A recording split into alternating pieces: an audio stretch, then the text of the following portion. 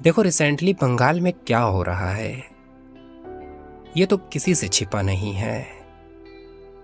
एक महिला है जिसका नाम ममता है, लेकिन उसके अंदर ममता नाम की कोई भी चीज नहीं है।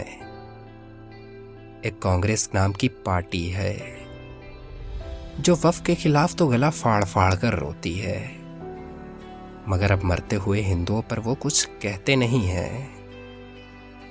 एक हैदराबाद का पढ़ा लिखा गंवार है जिसे फिलिस्तीन के आंसू तो दिखते हैं, मगर देश के एक राज्य में हो रहे अत्याचारों पर वो खामोश हो जाता है।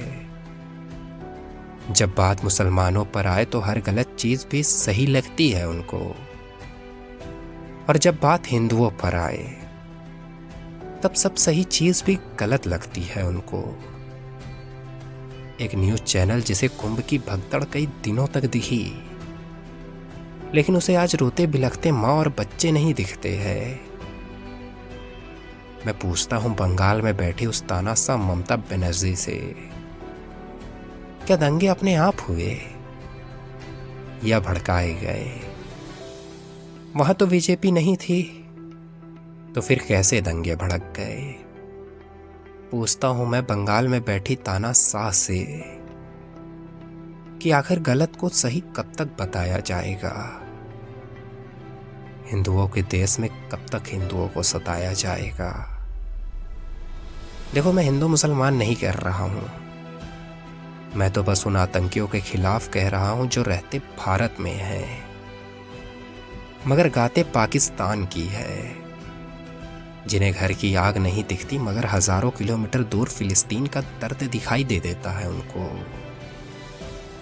जिन्हें फिलिस्तीन में हर एक इंसान अपना भाई दिखता है, लेकिन जब बात हिंदुओं की और भारत की आती है तब इनका भाईचारा मर जाता है।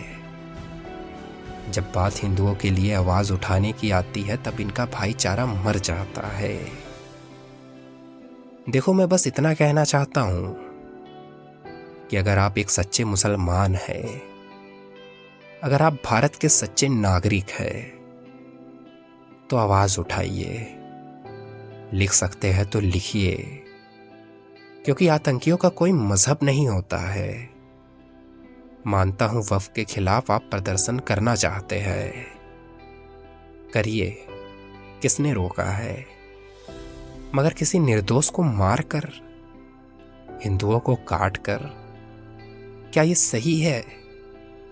और अगर आप इसे सही कहते हैं तो कल को जब यही आग आपके घर को भी जलाएगी तब हम भी बैठकर तमाशा देखेंगे, ना आवाज उठाएंगे ना प्रतिकार करेंगे।